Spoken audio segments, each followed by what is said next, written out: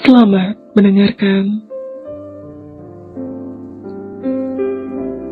Uang bisa dicari, ilmu bisa dikejar. Akan tetapi kesempatan untuk berbakti pada orang tua tidak akan datang kedua kali. Sheila tidak ingin hidupnya sia-sia. Bagaimanapun keadaan ibunya saat ini, sangat dia syukuri. Karena masih diberikan Tuhan kesempatan untuk menatap matanya. Setelah beberapa hari di rumah sakit dan kondisi Zulia mulai stabil, Zean mengabulkan keinginan istrinya untuk merawat Zulia sendiri. Bukan sekedar takut sulit melahirkan, sebagaimana yang Nyayu katakan. Namun, semua yang Sheila lakukan semata-mata tulus demi membuat ibunya tersenyum. Seburuk apapun Tuhan memberikan takdirnya, saat ini, Sheila masih diizinkan melihat senyum Zulia. Wanita itu memang tidak bisa mengungkapkan kata sayang ataupun kerinduan selama dia membuka mata.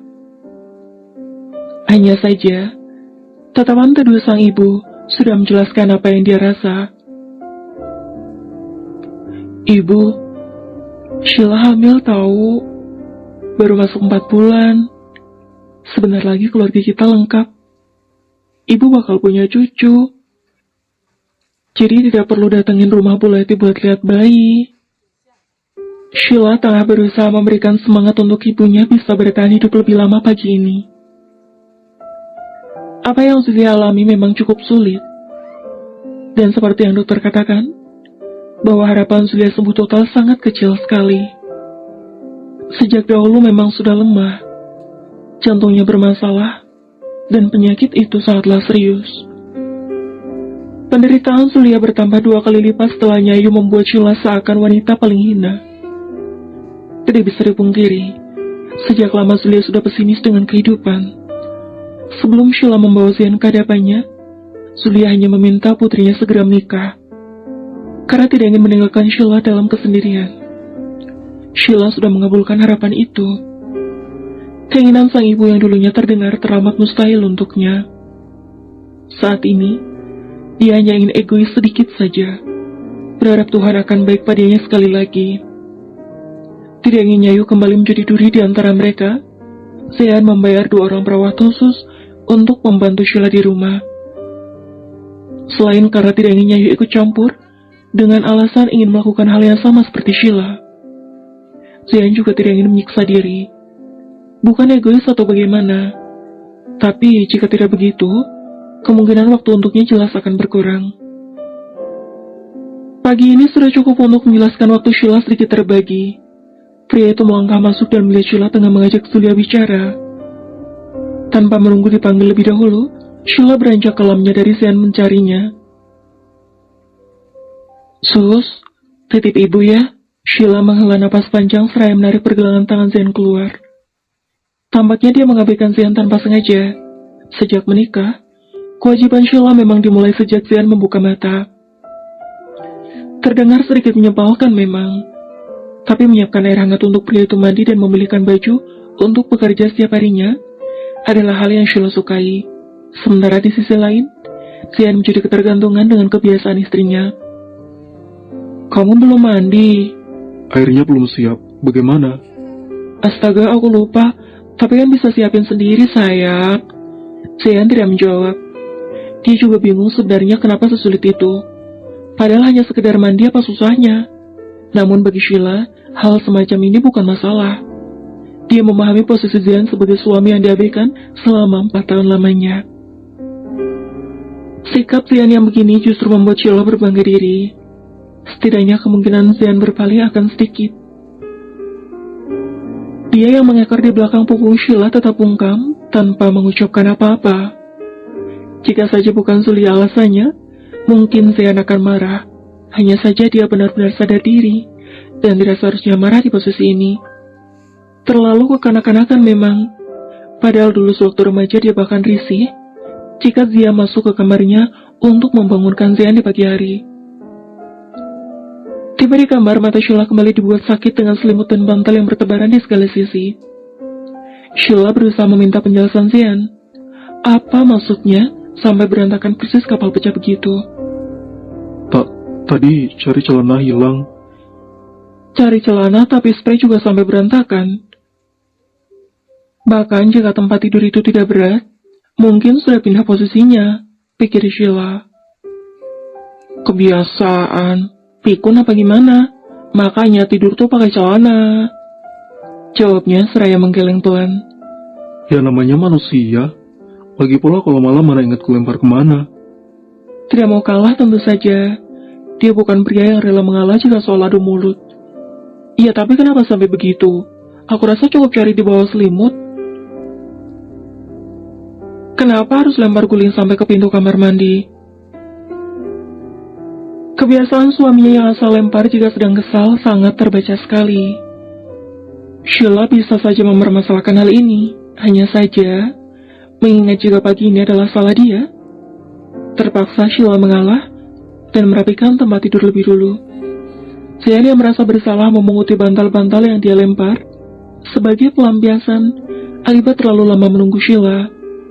Istrinya masih diam, tapi dia tidak protes ketika Sean membantunya. Sayang, ini gulingnya satu lagi. Benerin talinya. Kenapa bisa jadi terbuka begitu? Sean gigit beberapa waktu lalu. Dia yang memang sedikit tidak bisa mengontrol diri, kerap kali melakukan hal gila tanpa sadar. Sudah, ini juga. Aku nemu di bawah kolong tempat tidur. Kelihatan Sheila terhenti. Wajahnya memerah kalau melihat apa yang Sean serahkan tepat di hadapannya.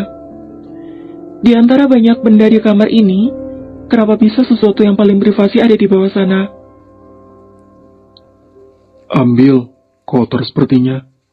Mungkin sudah berbulan-bulan dia di sana. Memalukan. Kenapa aku tidak periksa lebih teliti? Wajar saja warna merah berkurang satu. Iya. Susah payah Sheila bersikap biasa saja.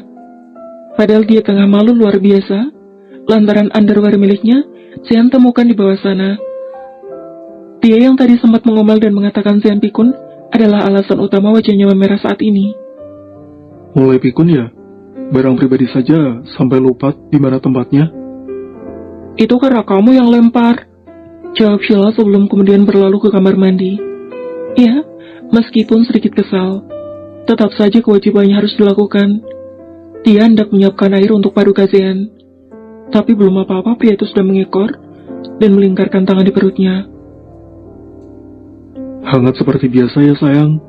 Suamimu ini kedinginan. Besok-besok mandi pakai air keras saja, Sean.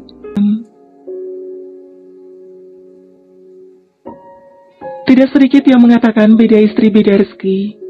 Mungkin begitulah yang Sean rasakan semenjak menikahi Sheila. Meski Sheila memang jelas kalah jika dinilai dari materi dibandingkan Natalia. Akan tetapi semenjak dia menikahi Sheila, pria itu merasa hidupnya lebih mudah. Bukan hanya secara materi, tapi hati Sean seakan lebih kaya. Pikirannya tidak sesempit dahulu. Dia juga lebih mampu menjaga sikap dan tidak semena-mena seperti dahulu. Banyak sekali yang merasakan perbedaan. Tidak ada lagi drama karyawan menangis darah akibat dipecat ataupun potong gaji karena masalah sepele seperti dahulu. Perubahan Sean semakin membuat mereka yakin jika pernikahannya bersama Natalia sangat menyiksa pria itu. Sean yang berada di posisi ini tentu tidak bisa lepas dari Yuda dan juga Sean. Jika tidak ada mereka, maka bukan hal mudah untuk membuatnya lepas dari penjara Halim lewat Natalia. Sebagai pria yang diajarkan untuk selalu mengingat jasa, Sean sengaja mendatangi saudaranya siang ini. Dia yang tidak mungkin lagi tinggal di rumah utama setelah Celia ditemukan. Terkadang ada kerinduan yang menyeruak dalam benak Sean. Sedikit sebenarnya, tapi tidak bisa dia pungkiri ikatan batin saudara kembar tidak bisa berbohong. Kedatangannya kali ini mungkin akan sedikit mengejutkan. Sama sekali Sean tidak memberikan kabar terkait kedatangannya. Benar saja, ketika Sean turun dengan membawa makan siang, Rudy yang merupakan bos Sean tidak dapat menutupi keterkejutannya. Rasanya baru beberapa menit lalu dia melihat Sean begitu kotor. Kenapa kini sudah sebening ini? Pikir pria berkumis tipis itu. Selamat siang Pak Rudy. Sean mana? Hah? Bisa di sana toiletnya? Sean tertawa sumbang. Tampaknya otak pria itu berhenti bekerja hingga dia bisa salah mendengar seperti itu. Beruntung saja, sebelum Sean mengulang pertanyaannya, Sean muncul dengan keadaan masih dekil seperti biasa. Pak Rudi, tolong naikkan gaji karyawan Anda. Terkadang saya tidak tega melihat kakak saya kerja keras seperti ini. Ucap Sean menatap datar pemilik bengkel itu. Sebagai seseorang yang pernah di posisi Sean, jelas saja dia mengerti betapa sulitnya kerja kasar begitu. Meski memang sedikit lebih tenang, tapi percayalah tangan Sean bahkan terkelupas dan terbakar selama menjadi karyawan gadungan di bengkel Rudi. Sean, maaf Pak, adik saya memang agak terbiasa asal bicara. Jadi jangan dipikirkan ya Pak. Sean yang tidak enak hati. Padahal semenjak posisinya digantikan Sean, sudah berapa banyak pelanggan yang lari. Akan tetapi, Rudi yang dahulu mengira Sean sebagai anak baru, masih butuh belajar, hingga tidak memecatnya, walaupun sudah berapa banyak ban meletus di tangan Sean. Salah di mananya? Memang gajinya kecil. Makan beli sendiri, kerjaan berat, angkat ini, angkat itu. Sampai nyapu dan siram debu di jalanan juga jadi tugas karyawan. Itu adalah pekerjaan yang seharusnya dikerjakan 5 atau 6 orang, sementara bapak hanya punya 2 karyawan. Ah ya, satu lagi, tolong jam kerjanya dikurangi. Setidaknya sampai matahari terbenam saja. Mereka juga manusia, jadi butuh istirahat. Tidak hanya Sean yang menganga, Rudi juga demikian. Dari mana pria berjas ini mengetahui tentang seluk-beluk bengkelnya, seakan orang dalam. Rudi menatap Sean penuh tanya. Tapi secepat mungkin Sean berusaha agar Rudi tidak semakin curiga. Sean, jaga bicaramu. Aku dipecat bagaimana? Desis Sean pelan seraya menatap tajam Sean, yang terlihat begitu santai, usai membuat Rudi ciut seketika. Kau bisa membangun bengkel yang lebih besar dari ini, gila. Aneh sekali hidupmu. Diam kau. Kau tahu bagaimana sulitnya aku diterima di sini. Bengkel lain menganggapku kriminal semua. Entah bagaimana cara Sean menjelaskan. Mungkin saudaranya ini tidak akan paham bagaimana sulitnya mencari pekerjaan baik-baik sebagai orang yang tidak memiliki kuasa dan juga ijazah. Sebenarnya, kesalahan Sean sendiri yang pergi tanpa membawa benda sepenting itu. Yang dia pikirkan hanya pergi dari keluarga Megantara kala itu. Salahmu sendiri tidak pulang, Sean. Padahal security di kantor kurang 1. Sialan, kau mengejekku atau bagaimana? Terserah kau saja, ini makan siang. Gajimu simpan saja. Lumayan. Jadi tidak perlu beli makan siang ini. Gajiku sangat cukup, Sean. Bantah Sean benar-benar ingin memukul ubun-ubun saudaranya saat ini juga. 120.000 sehari tidak begitu besar, Sean. Dia benar-benar sedang bercanda atau bagaimana? Sean tidak ingin berdebat, dan khawatir jika nanti identitasnya terbongkar di hadapan Rudi. Kehadiran Sean saja sudah pasti dicurigai. Sejak kemarin-kemarin, memang Rudi sudah menyadari, dan mengatakan Sean mirip mantan suami Natalia Velova. Namun dengan polosnya Sean menjawab, jika mereka hanya mirip wajahnya, tapi tidak dengan nasib. Susah payah Sean meyakinkan Rudi jika dia bukan siapa-siapa. Kini Sean datang dengan penampilan mencolok dan menegaskan jika dia memang pria kaya. Bersama